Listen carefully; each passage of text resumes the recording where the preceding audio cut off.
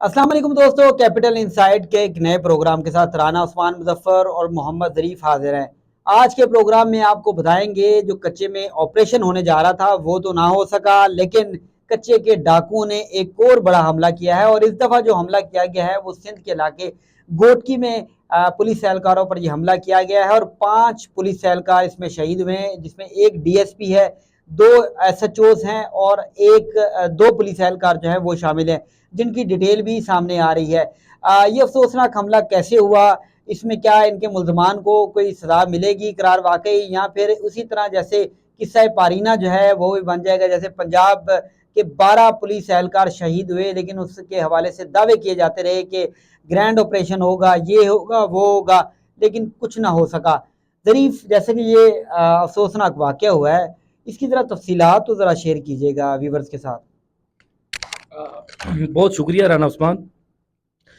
जैसा कि हमने अपने नाज़रीन को बताया था कि कच्चे के इलाके में होने वाला हर वाक़या और हर इंफॉर्मेशन हम आपको सबसे पहले देंगे, और उसी चीज़ को जो है सामने मद्देनज़र रखते हुए, क्योंकि हमारे काफ़ी दिन से तकरीबन 5 से 6 दिन हो गए हमने कच्चे के हवाले से कोई वीडियो नहीं बनाई, तो काफ़ी सारे जो नाज़रीन थे हमारे, उनके हमें इनबॉक्स में मैसेजेस भी आ रहे थे और उनकी जानिब से कच्चे की अपडेट के हवाले से पूछा जा रहा था।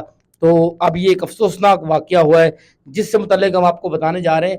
लेकिन उससे पहले आपसे दरख्वास्त है कि हमारे चैनल को सब्सक्राइब कर लें और जो बेल आइकन का बटन है उसे क्लिक कर लें, ताकि हमारी आइंदा हर आने वाली जो वीडियो है वो आप तक पहुंच सके। बहुत शुक्रिया जी। ये गोटकी का थाना ओबाड़ो है, जहां के 5 एहलकार यानी एक डीएसपी, 2 एसएचओ और राना उस्मान साथ में जो है वो 2 एहलकार थे। 5 एहलकार जो है वो जाँ बाग हो चुके हैं, शहीद हो चुके हैं। और कच्चे के डाकुओं ने इस बार जो हमला किया है, इस बार उन्होंने अपनी स्ट्रेटजी को चेंज किया है। पहले तो पिछली दफा तो गाड़ी फंस गई थी तो उन्होंने हमला किया, लेकिन इस हमले में क्या हुआ पता है आपको?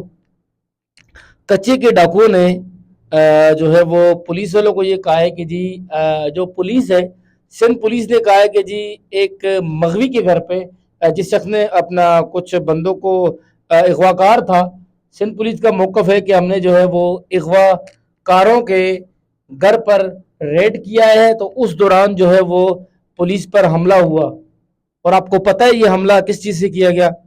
ये हमला पिस्टल से नहीं, ये रॉकेट लॉन्चर फायर किए गए, हेवी रॉकेट लॉन्चर जिनका जंगों में इस्तेमाल होता है, उसका इस्तेमाल किया गया। और उस्मान साहब, सिंध पुलिस का मौक़िफ़ पता है क्या था? सिंध पुलिस का मौक़िफ़ ये था कि जी एक बंदा है डाकू, उसने कोई बंदे अगवा किया, हम उनके घर पर रेड कर रहे हैं। जबकि जो ज़राए से हमें इंफॉर्मेशन मिली है, हमें जो इन्फॉर्मेशन मिली है वो ये है कि सिंध पुलिस का मौक़िफ़ ठीक नहीं, बल्कि पन्नू बिरादरी के कुछ 3 बच्चे अगवा हो गए थे।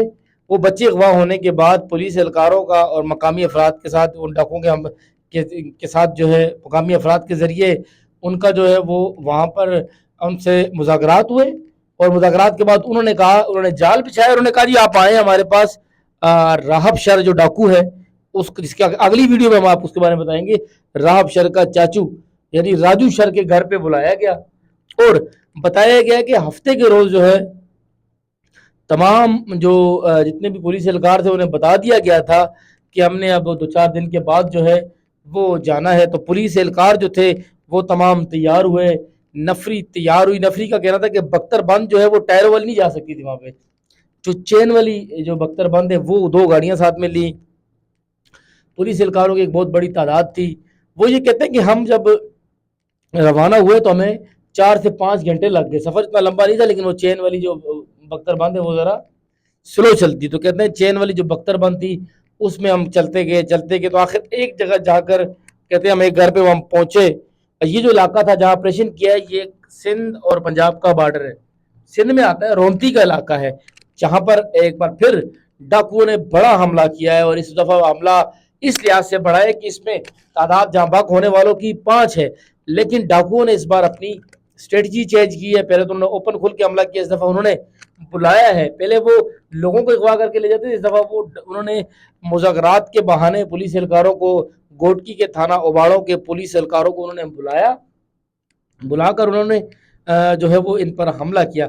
बताया ये गया, पुलिस एहलकार ये बताते हैं कि हम एक وہ جو راجو شر ہے اس کے گھر میں ہم پہنچے، وہاں پر ہمارے لیے کھانے پینے کا انتظام کیا گیا تھا، مقامی افراد نے کھانے پینے کا انتظار کیا گیا۔ ان کا کہنا ہے کہ تھوڑی تھوڑی دیر کے بعد ٹائم گزرا، انہوں نے کہا کہ گھنٹے 2 گھنٹے بعد جو 3 بچے پنو برادری کے جو 3 بچے اغوا ہوئے تھے ان کو اغوا کار لا کے ہمیں دیں گے اور ہم نے لے کر ان کو جانا ہے۔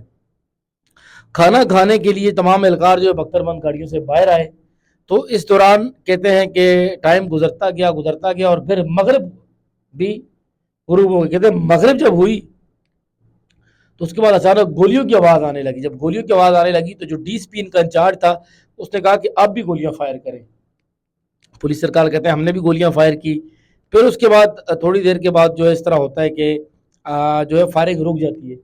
تو کہتے ہیں جب فائرنگ رک گئی، ہم نے روک دی، تو اس دوران ڈی ایس پی نے کہا کہ آپ فائرنگ جاری رکھیں۔ وہ کہتے ہیں کہ ہم نے فائرنگ جاری رکھی۔ اس دوران کچھ دیر کے لیے دوبارہ خاموشی ہوتی ہے، تو چند پولیس اہلکار جو ہے بختر بند گاڑیوں میں جاتے ہیں۔ کہتے ہیں بھی چند بختر بند گاڑیوں میں جاتے ہیں تو ابھی 5 اہلکار جو ہیں وہ پیچھے رہ جاتے ہیں، جن میں ڈی ایس پی ہے اور 2 ایس ایچ اوز ہیں اور 2 اہلکار ہیں، وہ پیچھے بھی گھر میں ہی تھے۔ باقی جو تھے وہ اپنی بختر بند گاڑی میں پہنچ چکے تھے۔ تو اس دوران ایک راکٹ کا فائر مارا گیا۔ اب حساب لگائے ہیں یہ سندھ کے علاقے میں جو کچے کے ڈاکو ہیں کتنے تگڑے ہیں کہ انہوں نے راکٹ کا فائر، ان کے پاس راکٹ لانچر کہاں سے آتا ہے یار؟ راکٹ لانچر تو جنگوں میں استعمال ہوتا ہے یا پھر وہ طالبان کے پاس ہوتا ہے، ان کے پاس کہاں سے آیا؟ راکٹ لانچر فائر ہوا۔ کہتے ہیں جب راکٹ لانچر فائر ہوا لگتے ہوئی تو ایک پولیس اہلکار نے اٹھ کے، اندھیرا تھا، اس نے کہا میں سرنڈر کرتا ہوں۔ ایک جو پولیس اہلکار اس نے کہا ہم سرنڈر کرتے ہیں، ہمیں پکڑ لیں لیکن حملہ نہ کریں۔ کہتے ہیں اسی اسنا میں انہوں نے دوسرا راکٹ لانچر مارا اور وہ جو پولیس اہلکار جس نے تمام تر واقعہ بیان کیا وہ جو ہے اس نے کہا جب میری آنکھ کھلی تو میں اسپتال میں تھا، اور وہ بیچارہ اسپتال میں تھا۔ D S P 2 S H O سمیت 5 اہلکار جو ہے وہ جان کی بازی ہار گئے۔ تو اس بار کیا انہوں نے کہ انہوں نے اپنے ایک ڈاکوؤں کا جو ہے بدلہ لیا، اور ایک بار پھر جو ہے وہ ریاست کی ناکامی ہے کہ سندھ کی سائڈ پہ جو کچے کے ڈاکو ہیں یہ انتہائی خطرناک ہے۔ ان کی جانب سے ایک بڑا ہی افسوسناک حملہ کیا، اور ان ڈاکو نے پھر اس کے بعد کیا کیا پتہ ہے رانا عثمان؟ یہ بندے مر تو گئے، اس کے بعد کہتے ہیں ڈاکو اتنے تھے انہوں نے ڈی ایس پی کی جیب سے موبائل نکالا، اور ڈی ایس پی کی موبائل سے جیب سے نکالنے کے بعد انہوں نے ویڈیوز بنائی اور ان کی لاشوں کی ویڈیو بنا کے یہ مقامی صحافیوں کو اور پولیس کو بھیجتے رہے۔ جتنے بھی کانٹیکٹ کے نمبر تھے ان کو یہ بھیجتے رہے کہ یہ لو جی ہم نے ڈی ایس پی کو بھی مار دیا اور 4 پولیس والوں کو بھی، انہی کے موبائل سے لے کے واٹس ایپ پہ ویڈیو بھیجتے رہے۔ تو یہ پولیس کی اسٹریٹجی جو ہے وہ ایک بار پھر ناکام ہوئی اور پولیس اہلکار بیچارے شہید ہوئے، انہوں نے اپنی جانوں کا نذرانہ پیش کیا۔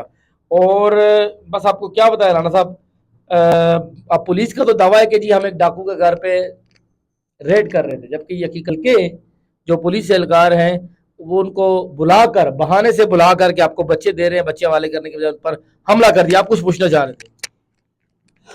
جی بالکل، جو ہے جیسے آپ نے بتایا، کیا وہ مغوی بچے جو تھے وہ ان کو رہائی ان کی ممکن ہوئی یا نہیں ہوئی، اس حوالے سے بھی کچھ چیز بتائیں۔ دوسرا یہ جو آپ نے راکٹ لانچر کا پوچھا، ان کے پاس اس سے بھی جدید اسلحہ ہے، اور یہ تمام اسلحہ جو ہے وہ پولیس اور مخصوص طاقتور لوگوں کے اثر و رسوخ کے ذریعے ہی ان تک پہنچتا ہے۔ کچے کے علاقے کے چاروں طرف جو ہے وہ دریا ہے، اور دیکھیے بالکل آپ نے جو بتا رہے ہیں کہ بچوں کے والے سے ظریف ذرا بتائیے گا۔